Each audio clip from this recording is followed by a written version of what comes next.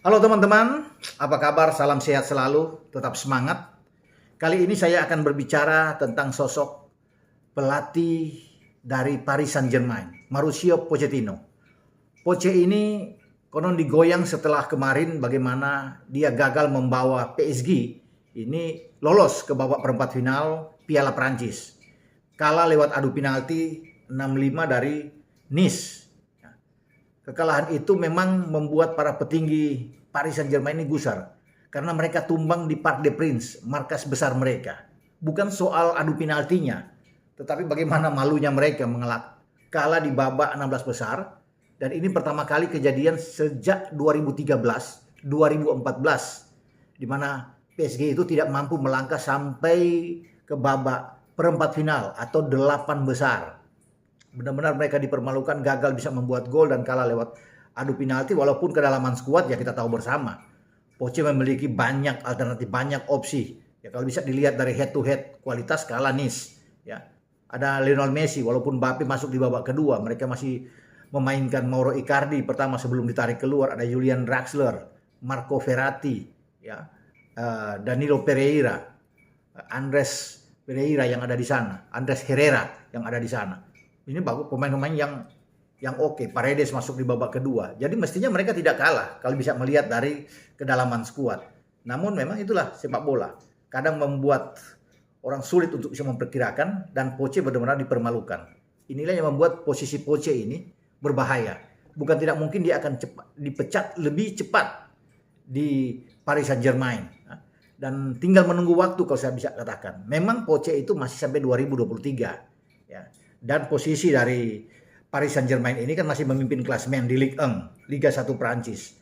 Selisihnya masih 11 poin dengan Nice yang mengalahkan mereka di babak 16 besar Piala Prancis. Mungkin masih aman untuk bisa menjadi juara, sangat terbuka.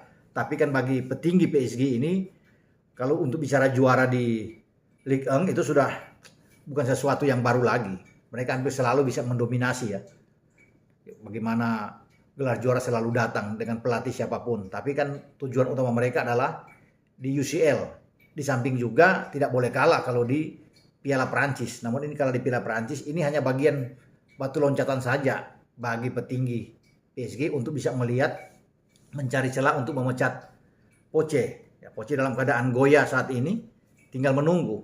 Tidak mungkin Zidane akan masuk lebih awal karena Zidane ini paling disukai untuk bisa menggantikan Poche di Paris Saint-Germain. Zidane tidak akan masuk lebih cepat sambil menunggu pertandingan selesai di babak 16 besar fase gugur UCL atau Liga Champions ketika terjadi duel seru big match antara Paris Saint-Germain berhadapan dengan Real Madrid dari Spanyol.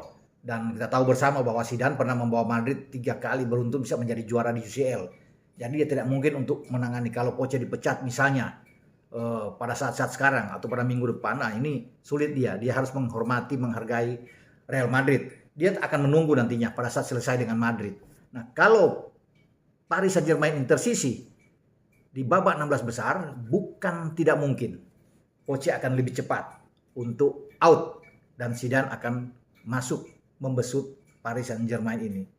Mungkin saja itu bisa terjadi di akhir musim ya, di mana Zidane akan masuk dan menggantikan Poche. Namun bagaimanapun saya melihat bahwa seperti hanya waktu saja ya untuk Poche keluar dari Paris Saint-Germain. Dan ini sudah dialami oleh beberapa pelatih sebelumnya. Unai Emery, kemudian Thomas Tuchel dalam keadaan juga yang lagi oke.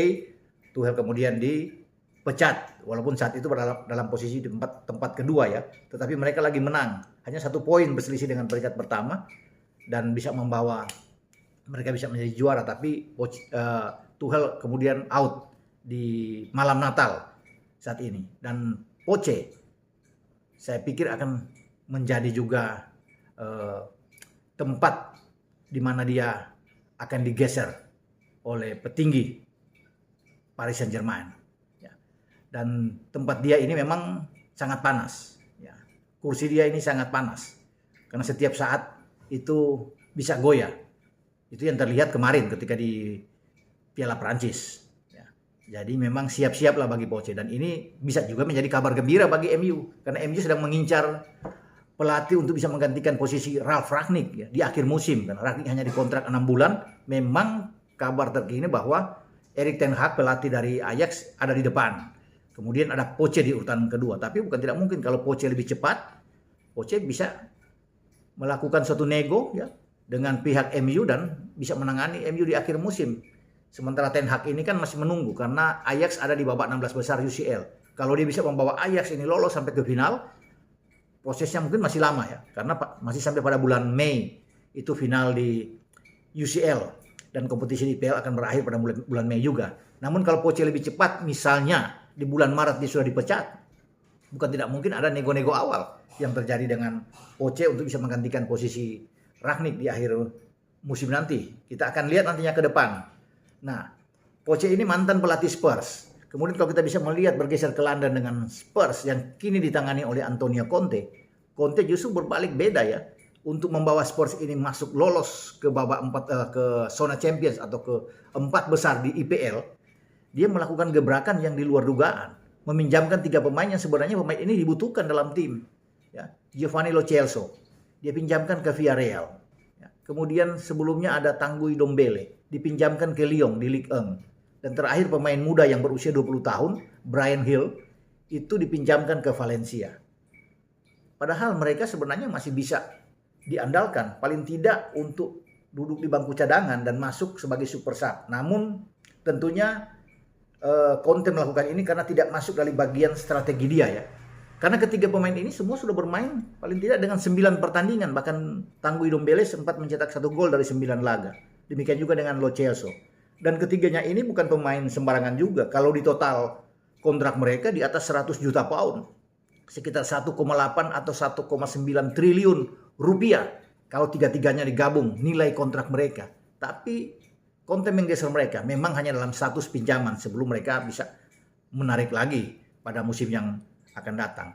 Ini imbas dengan kedatangan 2 pemain Juve saya pikir ya. Bagaimana peminjaman yang sukses dari Spurs terhadap Dejan Kulusevski sebagai gelandang serang, dan kemudian sebelumnya masuk mereka bisa mendapatkan full dengan seorang Rodrigo Bentancur yang pasti akan bermain di sisi sentral di tengah untuk bisa berpasangan dengan Højbjerg ya, pemain Denmark ini. Jadi mereka butuh memang Bentancur untuk bermain di sana.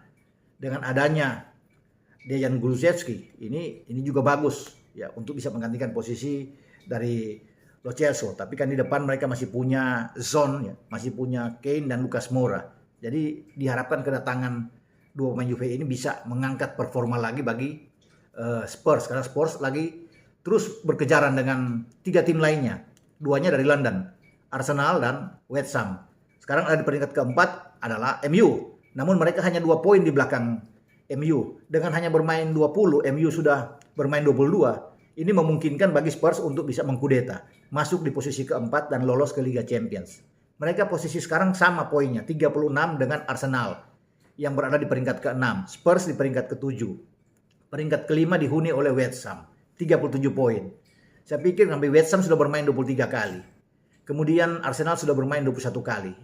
Dan saya katakan lagi, bagi Spurs baru 20 kali. Jadi memungkinkan bagi Spurs dengan menyimpan banyak laga sisa, mereka bisa naik untuk bisa menggeser MU, termasuk tidak memberikan kesempatan kepada West Ham dan Arsenal untuk masuk di posisi 4 besar. Nah, peluangnya memang ada di posisi tim asuhan Antonio Conte ini. Memang mereka juga kalah 2-0 dari Chelsea ya dalam pertandingan ini, kekalahan pertama bagi Antonio Conte setelah melewati 8 laga yang sukses tidak terkalahkan ketika ia menangani Spurs menggantikan Nuno Espirito Santo. Dan saya meyakini Spurs ini akan berlari dengan baik untuk bisa mengejar posisi 4 besar. Dan memang akan menarik seandainya Poche itu datang lebih cepat menangani MU, tentunya akan semakin ramai persaingan di IPL. Dia akan berhadapan dengan mantan klubnya dan akan head to head langsung dengan Antonio Conte. Kita akan lihat sampai di mana Poche ini bisa bertahan. Apakah sampai di akhir musim atau dia cepat ketika kalah lawan Madrid harus digeser dan masuklah Zidane. Dan kemudian kita akan melihat ya, sejauh mana Antonio Conte ini bisa membawa Spurs ya, mantan klub yang ditangani oleh Poche, dan Poche bisa membawa tim ini lolos ke final UCL 2019, namun gagal di final dikalahkan oleh pasukan Jurgen Klopp di Wanda Metropolitano saat itu. Jadi dua sisi yang berbeda yang kita bisa melihat. Kalau Antonio Conte ini mendapat kepercayaan penuh dari petinggi Spurs karena dia memperlihatkan suatu performa yang bagus ketika datang dari Inter Milan. Kemudian Poche ini sedang digoyang, sedang posisinya tidak aman karena pasti saya memperkirakan dia akan keluar, ya, cepat atau lambat Poche akan keluar dan Zidane akan masuk. Sampai di sini pembicaraan saya dengan posisi Pochettino di PSG dan bagaimana Spurs bisa mendapatkan dua pemain Juve, kemudian ambisi dari Conte ini membawa Spurs ini lolos ke 4 besar atau zona Champions yang mereka inginkan. Oke, ciao.